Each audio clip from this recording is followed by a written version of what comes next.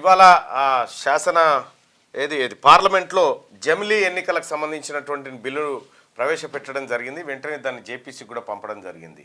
అయితే నిన్న పార్లమెంట్లో జరిగినటువంటి బిల్లు ప్రవేశపెట్టే సందర్భంలో విపక్షాలు తీవ్రంగా వ్యతిరేకించాయి. ఆ బిల్లు పాస్ కావాల్సినటువంటి సంఖ్య కంటే చాలా తక్కువ మంది మాత్రమే ఆ బిల్లుకు మద్దతుగా నిలబడ్డటువంటి పరిస్థితి. మొత్తానికి బిల్ అయితే ఇంట్రడ్యూస్ అయింది, కానీ మరి ఇంట్రడ్యూస్ అయినటువంటి బిల్ పాస్ అవుతుందా లేదా అనేటువంటి సంశయం మాత్రం ఇంకా అట్లాగే ఉంది. అటు విపక్షాలు బలంగా జమిలీ ఎన్నికల విధానాన్ని వ్యతిరేకిస్తున్నటువంటి నేపథ్యంలో బీజేపీ ముందున్నటువంటి ఆప్షన్స్ ఏంది? ఎన్డీఏ పక్షాలకు ఉన్నటువంటి బలం సరిపోదు.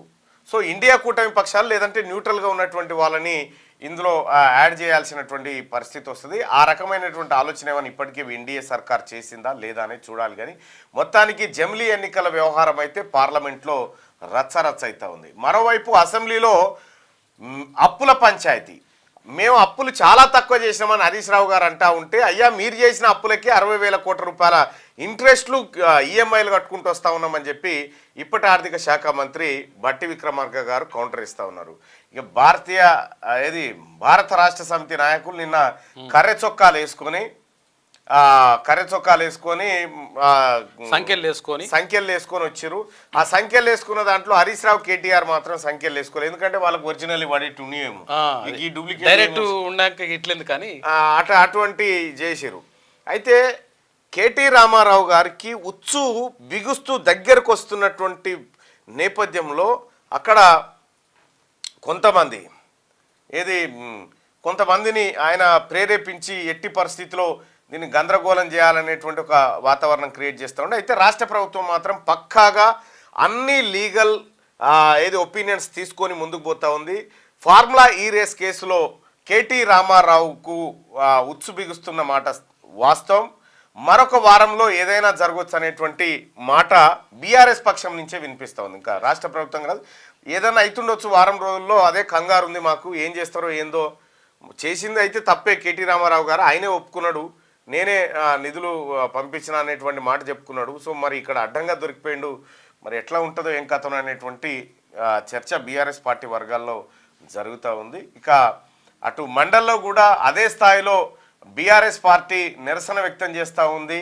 లగచర్ల గురించి మాట్లాడమని చెప్పి, లేదంటే అప్పుల విషయంలో మాట్లాడమని చెప్పి గందరగోళ పరిస్థితులు సృష్టిస్తుంది. అయినప్పటికీ కూడా అక్కడ సభ నుంచి అధికార పక్షం నుంచి బలమైన కౌంటర్లు పడడంతో సో కొంత వాళ్ళు స్తబ్దుగా ఉంటున్నటువంటి పరిస్థితి. ఇది అక్కడ అసెంబ్లీలో జరుగుతున్నటువంటి వాతావరణం. అయితే నిన్న నేను ఎక్కడికి అబ్బాయి శ్రీతేజ్ తొక్కిసలాట్లో సంధ్యా థియేటర్ దగ్గర తొక్కిసలాట్లో గాయపడ్డటువంటి శ్రీతేజ్ అనేటువంటి అబ్బాయి దగ్గరికి వెళ్ళడం జరిగింది. ఆ వీడియో ఉందా?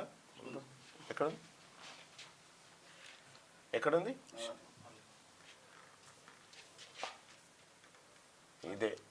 ఇదే నేను నిన్న అబ్బాయిని పరామర్శించి వాళ్ళ తల్లిదండ్రులను కూడా ఆ తండ్రిని పరామర్శించడం జరిగింది. హాస్పిటల్కి వెళ్ళిన పాపం చిన్న పాప ఉంది, ఈమెనే ఆ పాప. కానీ ఆ శ్రీతేజ్ పరిస్థితి ఇంకా ఆందోళనకరంగానే ఉంది. నేను డాక్టర్లని పదే అడిగినా, మీరేమైనా ఈ టైం వరకు మేము దీన్ని చేయగలుగుతాం అనేటువంటి ఏమైనా భరోసా ఇస్తారంటే లేదు సార్ ఇది. ఎందుకంటే అబ్బాయి పైన బలంగా కాళ్ళు పెట్టిరు, తలపైన తొక్కిరు కాబట్టి బ్రెయిన్కి ఆక్సిజన్ అందలేదంట. బ్రెయిన్కి ఆక్సిజన్ అందకపోయేసరికి బ్రెయిన్ చాలా వరకు దెబ్బతిన్నదట. సో అబ్బాయి కోలుకుంటాడంటే 90% మేమైతే చెప్పలేము సార్, కానీ ఇక అదృష్టం అనేటువంటి మాట చెప్తా ఉన్నారు. బాబు మాత్రం కొద్దిగా కదిలినట్టు చేస్తూ ఉన్నాడు, కానీ అసలు కాన్షియస్లో లేడు, ఏమీ లేదు బాబు. నాకు తెలిసినంత వరకు అయితే కేవలం ఇప్పుడు హాస్పిటల్లో ఏదో డబ్బులు కడతా ఉన్నారు, వాళ్ళు వీళ్ళు ప్రభుత్వం వీళ్ళు కడతా ఉన్నారు కాబట్టి ఆ కార్యక్రమాన్ని కొనసాగిస్తున్నట్టు అనిపిస్తూ ఉంది. కానీ ఇంకా ఏమీ నాకైతే హోప్స్ కనిపించడం లేదు అప్పుడు చూసినటువంటి పరిస్థితి.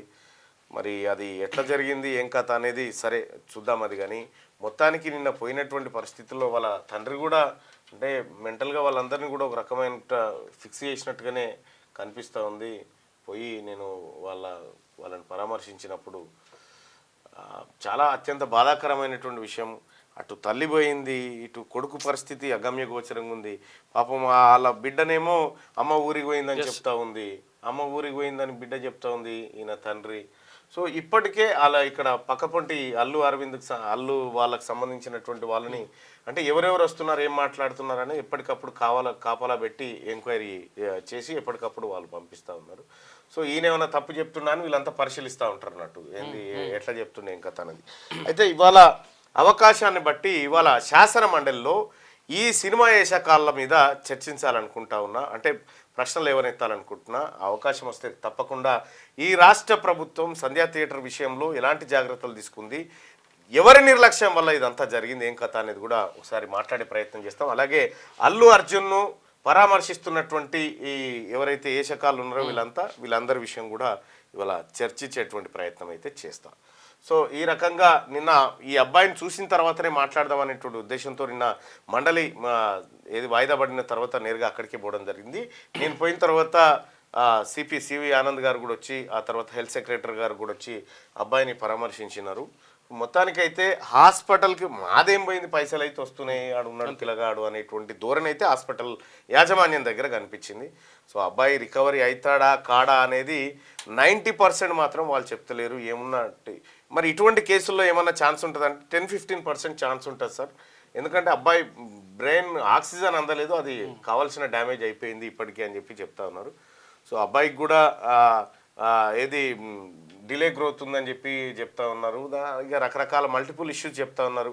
మిగతా ఆర్గాన్స్ ఓకే బాగానే ఉన్నాయి, కానీ ఒక బ్రెయిన్ మాత్రం అసలైన బ్రెయిన్కే అదే ఇంపార్టెంట్ కదా, ఇబ్బంది అయింది అనేటువంటి మాట చెప్తా ఉన్నారు. సరే ఏదేమైనప్పటికీ కూడా ఆ అబ్బాయి కోలుకోవాలనే కోరుకుందాం. అయితే ఇప్పటి వరకు కొంతమంది సినీ నటులు వచ్చి చూసిపోయారట, జగపతి బాబు వాళ్ళు వీళ్ళు ఒక 5-6 వచ్చి చూసిపోయినారట, మేమున్నామని చెప్పి చెప్తా ఉన్నారట. అయితే నిన్న నేను హాస్పిటల్లో మాట్లాడుతూ ఉంటే పాపం ఆ పిల్లగానోళ్ళ తండ్రి ఏమంటున్నారంటే అంత వాళ్ళే చూసుకుంటున్నారు సినిమా వాళ్ళు అనుకుంటారు, కాదు ప్రభుత్వం కడుతుందన్న విషయం నిన్న సివి ఆనంద్ గారు వచ్చి చెప్పేదాకా తెలియదు. ఓకే, ప్రభుత్వమే బిల్స్ అన్ని ప్రభుత్వమే పే చేస్తుందన్న విషయాన్ని సివి ఆనంద్ గారు వచ్చి చెప్పేదాకా కూడా నాకు కూడా తెలియదు. వాళ్ళు నన్ను రాంగ్ గైడ్ చేసిరు వాళ్ళు. ఓకే, సో ఇట్లా ఇది జరుగుతూ ఉంది. అయితే అల్లు అర్జున్ను ఎందుకు బయట ఉంచాలి, అల్లు అర్జున్ బెయిల్ ఎందుకు క్యాన్సిల్ చేయకూడదు అనేటువంటి వాదన బలంగా ప్రజల నుంచి వస్తున్నటువంటి నేపథ్యంలో పోలీసులు డివిజన్ బెంచ్కు పోయేటువంటి ఆలోచన చేస్తున్నట్టుగా తెలుస్తూ ఉంది. అతని బెయిల్ రద్దు చేయాలి, అతన్ని జైల్లో పెట్టాలనేటువంటి చర్చ సీరియస్గా జరుగుతుంది పోలీసు వర్గాల్లో. సో అల్లు అర్జున్ను జైల్లో పెట్టాలా వద్దా, అల్లు అర్జున్ ఒక మీ కామెంట్ రూపంలో తెలియజేయండి ఈ విషయంలో. సరే చేరేసుకో 317 స్కూల్ అసిస్టెంట్. ఓకే మాట్లాడదాము, ఒక్క నిమిషం ఆగురే. రైట్,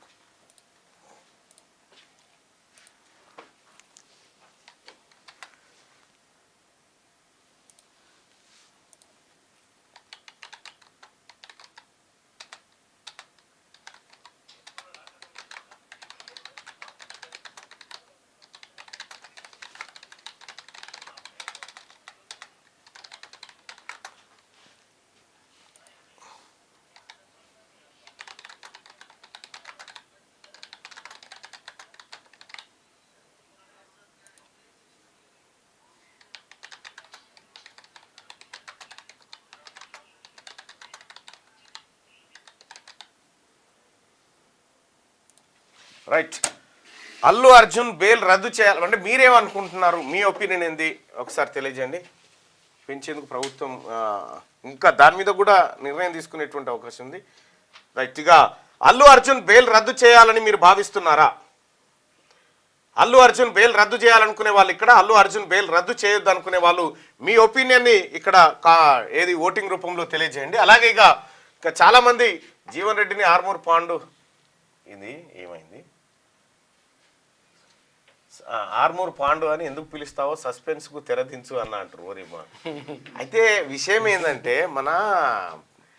మీరు ఆయన జీవన్ రెడ్డిని చూడరు, లాఫింగ్ బుద్ధ ఉన్నట్టు ఉంటాడు. లాఫింగ్ బుద్ధ ఇట్లుంటది కదా, చూపిస్తా. లాఫింగ్ బుద్ధ అంటే కూడా చూస్తే అయిపోతుంది.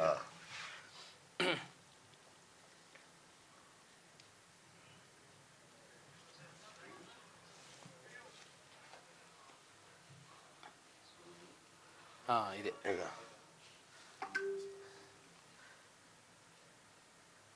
ఇగో ఇట్లుంటాడు అన్నట్టు, ఇగో ఇట్లుంటాడు ఇట్లా ఏది ముద్దకు ముద్దుంటాడు అన్నట్టు. అయితే ఒకటి మన నాగం జనార్దన్ రెడ్డి గారు ఉంటుండే కొద్దిగా అట్లా ఇప్పుడు పాండు అని పెట్టింది ఎందుకంటే పండు లెక్క ఉంటాడు కాబట్టి, మంచి పండు లెక్క ఉంటాడు కాబట్టి పండు అని పెట్టలేం కదా అని పాండు అని పెట్టిన, ఆర్మూర్ పాండు అని. ఇక ఇదే సీక్రెట్. ఇక దీనికి మించినటువంటి చర్చ ఏమొద్దు దాని గురించి, ఎందుకంటే ఆర్మూర్ పాండు అయినా కానీ నేను దాదాపుగా చాలామందికి కూడా అంటే వాళ్ళ ఇగో ఇట్లుంటారు అన్నాడు పాండు, మీరు చూడండి ఇట్లే ఉంటాడు ఆర్మూర్. అది ఫుల్ స్క్రీన్ పెట్టాను. ఇట్లా ఉంటాడు కాబట్టి అట్లా పెట్టిన. మళ్ళా ఈ ఆర్మూర్ ఈయన లాఫింగ్ బుద్ధ ఎప్పుడు పైసల మీదనే ఉంటాడు. పాండు కూడా సేమ్ అట్లే ఉంటుండే. 499 రూపాయలట బొమ్మ. అయితే పాండు విషయంలో గంతే కానీ అంతకంటే ఎక్కువేం లేదు. అంటే ఒక మంచిగా పండులు ఎక్కువ ఉంటుండే. రైట్గా అల్లు అర్జున్ బెయిల్ రద్దు చేయాలని మీరు భావిస్తున్నారా? అల్లు అర్జున్ బెయిల్ రద్దు చేయాలి, అల్లు అర్జున్ బెయిల్ రద్దు చేయొద్దు.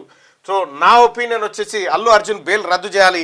172% మంది అల్లు అర్జున్ బెయిల్ రద్దు చేయాలని చెప్తున్నటువంటి మాట కనిపిస్తూ ఉంది. దాదాపు 1100 మంది ఓటింగ్లో పాల్గొన్నారు.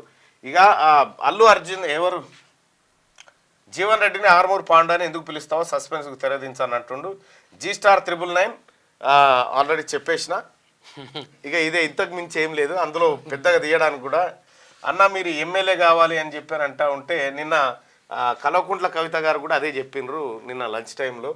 ఈ సభ సెట్ కాదన్న, మీకు అదైతే సెట్ అవుతుంది అనేటువంటి మాట ఆమె కూడా చెప్పడం జరిగింది. వాస్తవానికి కూడా అందులో ఉంటే బాగుండేది, అసెంబ్లీలో ఉంటే మజా ఉండేది. రైట్. చట్టానికి ఎవరు చుట్టాలు కాదు, అందరూ ప్రాణాలు ఒకటే. అల్లు అర్జున్ తప్పకుండా జైల్లో పెట్టాలని చెప్పి రాజశేఖర్ చెప్తుండు.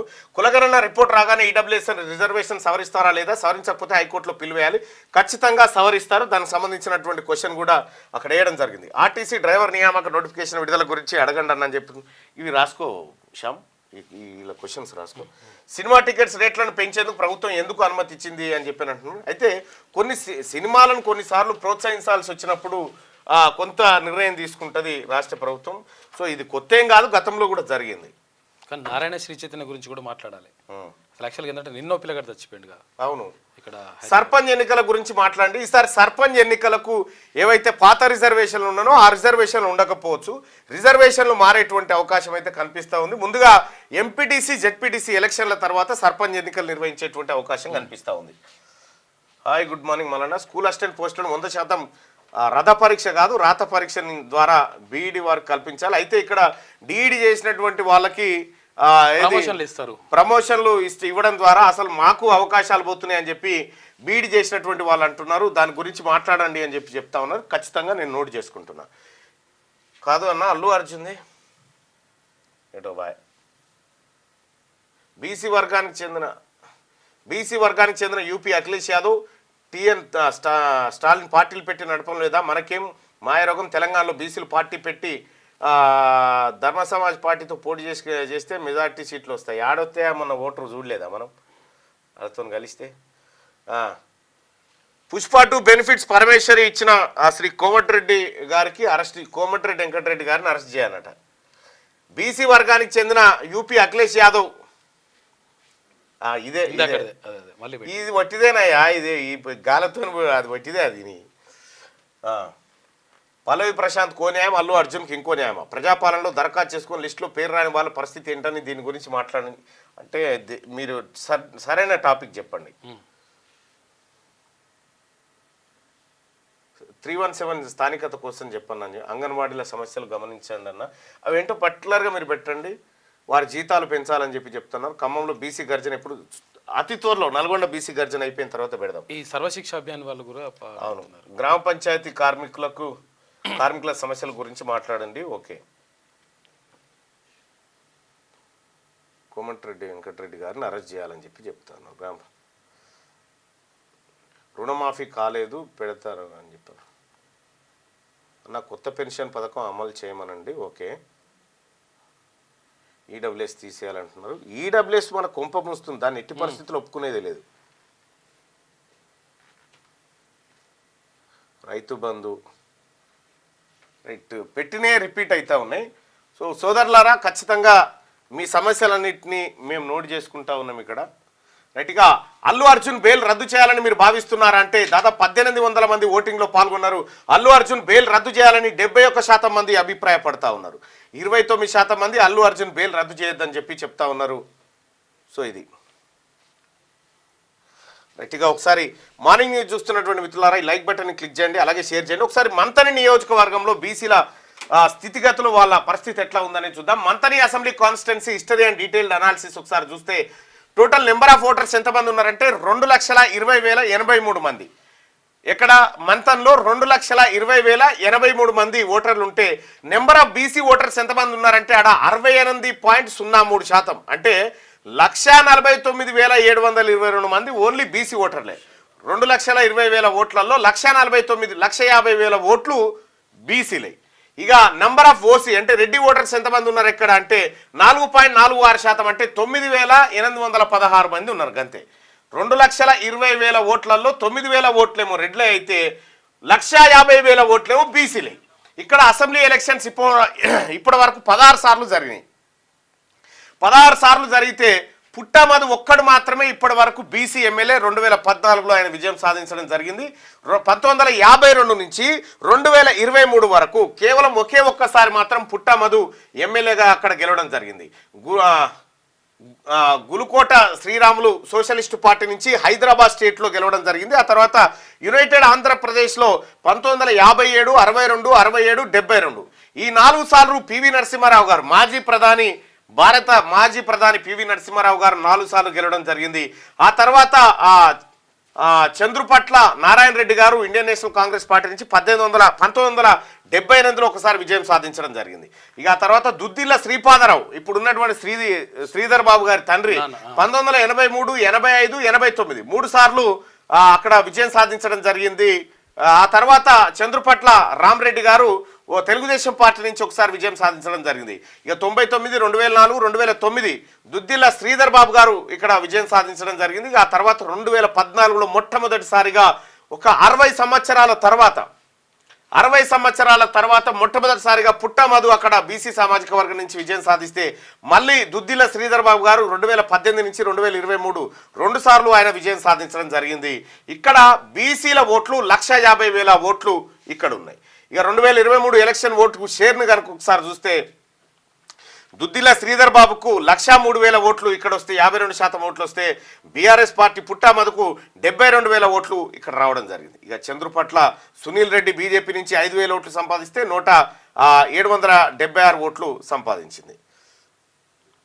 ఇక ZPTC representation in the constituency Manthani నియోజకవర్గంలో ఎస్సీ రిజర్వ్డ్ అయింది. జెడ్పీటీసీ ఎస్సీకి ఇచ్చిరు. అలాగే కమాన్పూర్ బీసీ రిజర్వ్డ్ అయితే బీసీ మున్నూరు కాపు సామాజిక వర్గానికి ఇక్కడ జెడ్పీటీసీ ఇవ్వడం జరిగింది. అంటే ఇక్కడ అన్రిజర్వ్డ్ లేదు కాబట్టి ఓసీలు ఎవరు కూడా రాలే. 68.03% ఉన్న బీసీలు ఒకరు జెడ్పీటీసీ అయితే 4.46% ఉన్న ఓసీలు ఇప్పటి వరకు అంటే ఒక జెడ్పీటీసీ కూడా ఇక్కడ కాలేదు. కానీ ఏది ఎమ్మెల్యే స్థానం మాత్రం ఓసీల చేతుల్లో ఉంది. సో 2 ఉన్నాయిగా.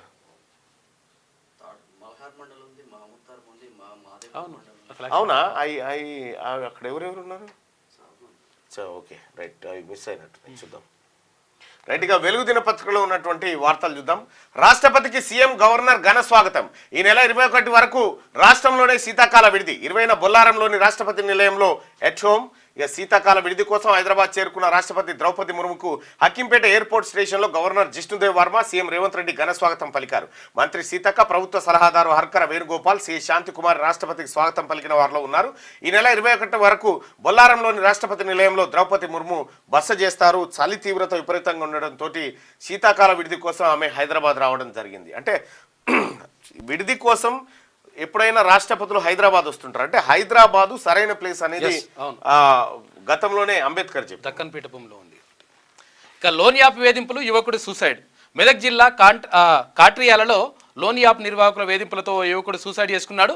తీసుకున్న 3 లక్షల రూపాయల అప్పు వెంటనే కట్టాలని ఫోన్లు చేసి వేధిస్తుండడంతో పురుగుల మంది దాగి ఆత్మహత్య చేసుకున్నాడు. రైట్గా అప్పులపై గరం అసెంబ్లీలో భట్టి హరీష్ నడుమ మాటల యుద్ధం. ఏడాదిలోనే ఈ సర్కార్ 1.27 లక్షల కోట్లు అప్పు చేసింది. మేము 7 లక్షల కోట్లు అప్పు చేశామనడం పచ్చబద్ధం. అరే హరీష్ రావు గారు ఎంత పచ్చబద్ధాలు చెప్తాడా! అబద్ధాలు నిజంగా నమ్మించేటట్టు ఆర్బీఐ లెక్కల ప్రకారం మేము చేసిన అప్పు 4.17 లక్షల కోట్లే. ప్రివిలేజ్ మోషన్కి అనుమతించండి అని చెప్పి హరీష్ రావు అంటుడు. కార్పొరేషన్ల పేరు పెట్టి తెచ్చింది మీ తాత తెచ్చిండా అవి ఒక పని చేయరి మేము చేసిన అప్పు గింతే అంటున్నావు కదా, మిగతా అప్పు నువ్వు కట్టేసావు, మిగతా అప్పు మీరు కట్టేసి ఇంత మాత్రమే ఇప్పుడు రాష్ట్ర ప్రభుత్వం కట్టుకుంటా పోతుంది, మిగతా మీరు కట్టేసారు. ఇంకా 3 లక్షల అప్పు మీరు కట్టేసారు. మీరు రాష్ట్ర అప్పులపై తప్పుడు లెక్కలు ఇచ్చి అసెంబ్లీని తప్పుదో పట్టించారు. 6 గ్యారంటీలను పూర్తిగా అమలు చేయాలని డిమాండ్ చేస్తున్నాం. అప్పులపై తప్పుడు ప్రచారం చేస్తున్న భట్టిపై ప్రివిలేజ్ మోషన్ పెట్టి చర్చకు అవకాశం ఇవ్వండి. ఇప్పటికిప్పుడు అప్పులపై చర్చించడానికి మేము సిద్ధమని హరీష్ రావు గారు అంటారు. తాత నేను ఉంటే కాళేశ్వరం ఏది కార్పొరేషన్, ఈ కార్పొరేషన్ మన పచ్చబొద్దాలు కదా హరీష్ రావు గారు మాట్లాడేటి, కేటీఆర్ పచ్చబొద్దాలు అబద్ధాలు నిజమన్నట్టు చెప్తారు వాళ్ళు. కేసీఆర్ ఆశ్చర్యపోతాడు, నన్ను మించిన వాళ్ళు 10 ఏళ్లలో గత బీఆర్ఎస్ ప్రభుత్వం ఏడాది పాలనలో ప్రస్తుతం కాంగ్రెస్ సర్కార్ చేసిన అప్పులపై అసెంబ్లీలో మంగళవారం వాడివేడి చర్చ జరిగింది. Deputy CM Bhatti Vikramarka versus BRS MLA Harish Rao అన్నట్టుగా పరిస్థితి మారిపోయింది. అప్పులపై అధికార ప్రతిపక్షం మధ్య మాటల యుద్ధం ఒక దశలో తారాస్థాయికి చేరింది. కాంగ్రెస్ సర్కార్ ఏడాది పాలనలో చేసిన అప్పు అక్షరాల నాకు అనవసరం చూడు, అక్షలారా అన్న అక్షరాల 1.27 లక్షల కోట్లని హరీష్ రావు అంటే 7 ఎర్ర లారీలు 7 పచ్చ లారీలు 4 నల్ల లారీలు ఏదో ఉంటాయి కాదు అనే చూద్దాం. మీరు ఎన్ని అబద్ధాలు ఆడినా తాము చేసిన అప్పు 55,277 కోట్లే అని బట్టి చెప్పారు. ఆర్బీఐ లెక్కల ప్రకారం బీఆర్ఎస్ హయాంలో చేసిన అప్పు 4,17,496 కోట్లే. కానీ మా ప్రభుత్వం 7 లక్షల కోట్ల అప్పు చేసిందంటూ కాంగ్రెస్ చేస్తున్న ప్రచారం పచ్చి అబద్ధం అని హరీష్ రావు పేర్కొన్నారు. హరీష్ రావు మాట్లాడితే పచ్చి అబద్ధాలు కూడా అబద్ధాలే. ఎన్ని అబద్ధాలు ఆడాలి? 100 ఆడాలి. 100కు ఒక్కటి తగ్గినా ఏమవుతుంది అనుకుంటాడో. గడిచిన 10 ఏళ్లలో బీఎస్సీ ఎలా నిర్వహించారో మర్చిపోయారా? గతంలో పాటించిన నిబంధనలు ఇప్పుడు పాటించాలి కదా. బీఆర్ఎస్ నేతలది భూస్వామ్య మనస్తత్వం. నాపై ప్రివిలేజ్ మోషన్ ఎందుకు ఇస్తారు? రైతు కూలీలకు ₹12,000 ఇస్తామన్నందుక అని చెప్పి బట్టి కౌంటర్ ఇచ్చాడు. ఇక ఆన్లైన్ గేమ్స్ నిన్న నేను కూడా సభలో వివిధ అంశాల మీద మాట్లాడడం జరిగింది.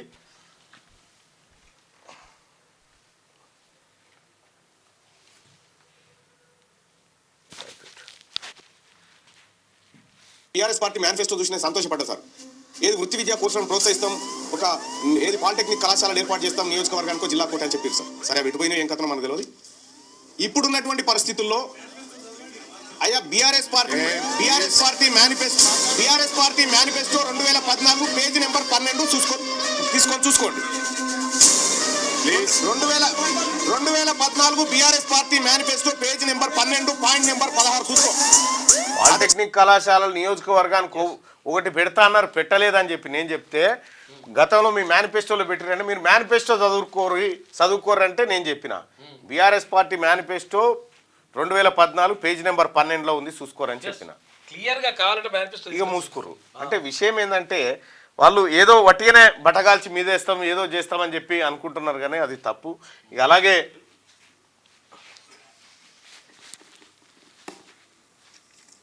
అధ్యక్ష, 6,000 పాఠశాలలు తెలంగాణ రాష్ట్రంలో మూతపడ్డాయనేటువంటి ఒక ప్రశ్న ఉత్పన్నమైనప్పుడు అధ్యక్ష, స్కూల్స్ పైన మూతపడ్డ స్కూల్స్ పైన చర్చ జరిగింది అధ్యక్ష. వాళ్ళు చెప్తున్నటువంటి వాటికి సో వాటి విషయంలో ప్రభుత్వం ఏమైనా అంటే ఆ లోటును ఏమైనా పూడ్చడం కోసం రాష్ట్ర ప్రభుత్వం ఏమైనా చర్యలు తీసుకుంటుందా ఒకటి అధ్యక్ష. ఇక క్లాస్ రూమ్స్ లేకుండా ఏది ఒక బిల్డింగ్స్ లేకుండా చిన్న డార్మెటరీస్లలో కూడా పెద్ద గురుకులాలని చెప్పి నడిపించినటువంటి పరిస్థితి కల్లారా చూసినాం అధ్యక్ష. అలాగే 90% బీసీ వెల్ఫేర్ మస్తుగున్నాయి, కానీ మైనారిటీ వెల్ఫేర్ దాంట్లో చాలా ఉన్నాయి. 90 బీసీ వెల్ఫేర్, 60 ఎస్సీ వెల్ఫేర్ స్కూల్స్లు వితౌట్ ఆర్ఓ ప్లాంట్స్తో నడుస్తూ ఉన్నాయి సార్. రక్షిత మంచినీటి కోసం రాష్ట్ర ప్రభుత్వం చర్యలు తీసుకోవాల్సిందిగా ఒక మాట సార్. అలాగే 20% స్కూళ్ళు సార్, 20% స్కూళ్ళు ఇక్కడ ఇబ్రాహీంపట్నం పేరు మీద స్కూల్ శాంక్షన్ అవుతుంది, అది పోయి మాల్కాడు ఉంటుంది సార్. ఈ రకంగా పేరు ఒక చోట ఊరొక చోట ఏదో తూతు మంత్రంగా గతంలో ఈ పాఠశాల నిర్వహణలు కొత్త గురుకులాలను తీసుకొచ్చినారు సార్. ఇక్కడ గమ్మత్ విషయం ఏంటంటే సార్, ఇంకా గతంలో 2014లో బీఆర్ఎస్ పార్టీ మేనిఫెస్టో చూసి నేను సంతోషపడ్డా సార్. ఏది వృత్తి విద్యా కోర్సులను ప్రోత్సహిస్తాం, ఏది పాలిటెక్నిక్ కళాశాలలు ఏర్పాటు చేస్తాం, నియోజకవర్గానికో జిల్లా కోట అని చెప్పారు సార్. సరే అవి ఎటుపోయినా ఏం కథనో మనకు తెలియదు. ఇప్పుడున్నటువంటి పరిస్థితుల్లో అయ్యా BRS party manifesto 2014 page number 12 చూసుకోండి. 2003 పాఠశాలలు ఏవో మూత దిశగా ఉన్నాయని చెప్పి మనం అనుకుంటున్నాం సార్. ఈ మూతబడ్డ పాఠశాలలకు ఇన్ఫ్రాస్ట్రక్చర్ ఉంది, గ్రౌండ్ ఉంది, అన్నీ ఉన్నాయి. ఇప్పుడు ప్రభుత్వం ద్వారా అక్కడ నడపలేనప్పుడు మీరు ప్రైవేటు వ్యక్తులను అక్కడ బీడీ చేసుకున్నటువంటి నిరుద్యోగులను ప్రోత్సహించి ఈ పాఠశాలను రన్ చేసుకోవడానికి వాళ్ళకు అవకాశం కల్పిస్తే తద్వారా వాళ్ళు కొంత ఉపాధి పొందగలుగుతారు. అక్కడ ఒక కొత్త స్కూల్ ఏర్పడగలుగుతుంది. ప్రైవేట్ పరం చేయమని చెప్పట్లేదండి, దాంట్లో మీరు వదిలిపెట్టిపోయినటువంటి రైట్ టు ఎడ్యుకేషన్ ఇంప్లిమెంట్ చేయమని చెప్తా ఉన్నా గవర్నమెంట్కి. దాంట్లో 25% ఎడ్యుకేషన్ పేద పిల్లలకు అందించడం కోసం రైట్ టు ఎడ్యుకేషన్ అక్కడ ఇంప్లిమెంట్ చేస్తే ఇన్ఫ్రాస్ట్రక్చర్ మనం వాడుకున్నట్టు ఉంటుంది. అక్కడ లోకల్గా కొంతమందికి ఉపాధి దొరికేటువంటి అవకాశం ఉంటుంది. నిరుద్యోగం కూడా కొంత స్కూళ్ళు గతంలో బీఆర్ఎస్ పార్టీ హయాంలో స్కూళ్ళు మూతపడేస్తే దాదాపు 6,000 స్కూళ్ళు మూతపడేస్తే ఇప్పుడు ఈ గవర్నమెంట్ వచ్చిన తర్వాత స్కూళ్ళను రీఓపెన్ చేసుకుంటూ వస్తుంది. ఏవైతే ఓపెన్ చేయలేని స్కూళ్ళు ఉన్నాయో వాటిని ఆయా ప్రాంతాల్లో బీఈడీ చదువుకున్నటువంటి పిల్లలు ఎవరైతే ఉన్నారో విద్యార్థులు నిరుద్యోగులు వాళ్ళకు అప్పచెప్పి దీంట్లో మీరు స్కూల్ నిర్వహించుకోండి, దీనికి ఒక పేరు పెట్టుకొని స్కూల్ నిర్వహించుకోండి, ఇందులో రైట్ టు ఎడ్యుకేషన్ కింద 25% పేద పిల్లలకు ఉచిత విద్యను అందించండి అని చెప్పి ఆ రకమైనటువంటి ప్రతిపాదన నేను రాష్ట్ర ప్రభుత్వం మీద పెట్టడం జరిగింది. అంటే స్కూల్ మూత ఉండు కంటే ఒక స్కూల్ ఓపెన్ అయ్యి దాంట్లో ఒక గవర్నమెంట్ స్కీమ్ నడిస్తే మంచిది కదా.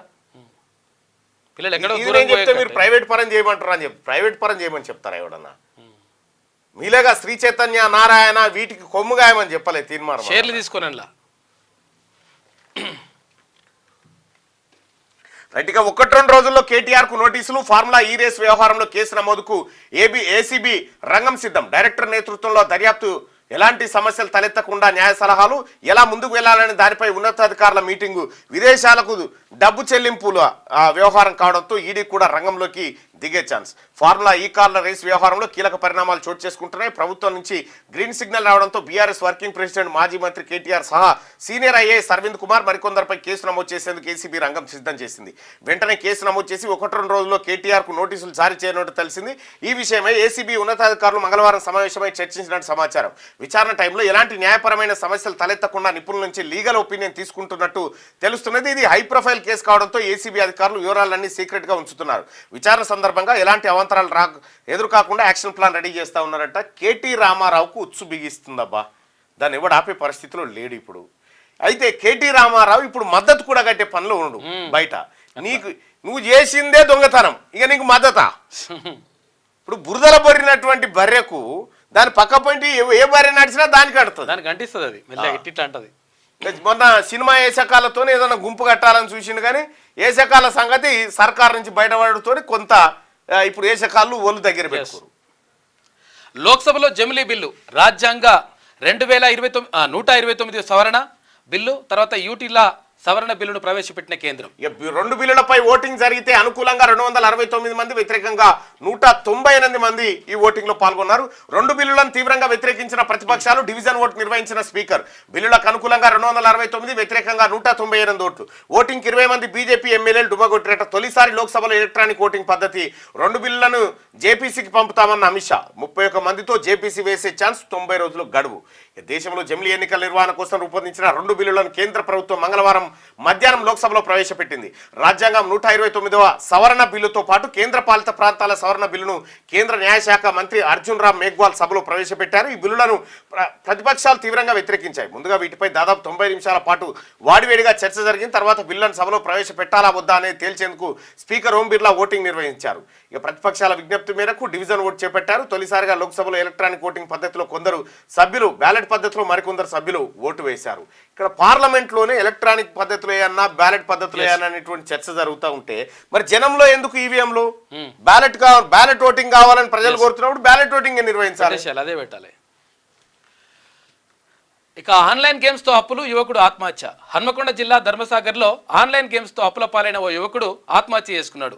ప్లంబర్గా పనిచేసే సాంబరాజు ఆన్లైన్ గేమ్స్లో ఆ గేమ్స్ మొదలు పెట్టాడు. అయితే డబ్బులన్నీ పోవడంతో అప్పులై పురుగుల మందు దాగి చచ్చిపోయాడు. సెన్సెక్స్ 1000 పాయింట్లు డౌన్ అయిపోయిందట. ఇంటర్నేషనల్ మార్కెట్ల నుంచి బలహీన సంకేతాలు యుఎస్ ఫెడ్ నిర్ణయంపై సస్పెన్స్, భారీ అమ్మకాల వల్ల సెన్సెక్స్ మంగళవారం 1064 పాయింట్లు పతనమైంది. నిఫ్టీ 332 పాయింట్లు పడి 24,336కు చేరుకుంది. ఇన్వెస్టర్ల సంపద 4.92 లక్షల కోట్లు ఆవిరైపోయింది.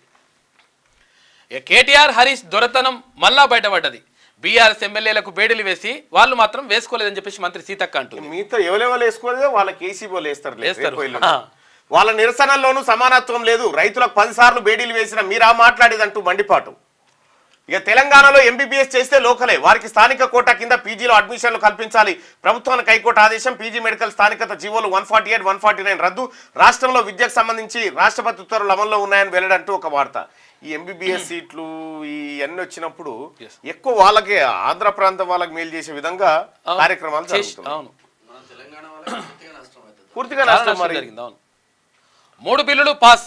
స్పోర్ట్స్ వర్సిటీ, తర్వాత యూనివర్సిటీల సవరణ, జీఎస్టీ సవరణ బిల్లులకు అసెంబ్లీ ఆమోదం చెప్పింది. రైట్ గా అసెంబ్లీలో 3 కీలక బిల్లులు పాస్ అయ్యాయి. మంగళవారం లంచ్ బ్రేక్ తర్వాత Telangana physical education sports varsity bill, Telangana యూనివర్సిటీల సవరణ బిల్లు, జీఎస్టీ సవరణ బిల్లులకు ఆమోదం తెలిపింది అసెంబ్లీ. లగచర్ల రైతులకు బేడీలు వేసిన ఘటనపై బీఆర్ఎస్ ఎమ్మెల్యేలు 6 గ్యారంటీలకు చట్టబద్ధత కల్పించాలన్న డిమాండ్తో బీజేపీ ఎమ్మెల్యేలు ఆందోళన చేయగా నిరసనల మధ్య 3 బిల్లులను సభ ఆమోదించింది.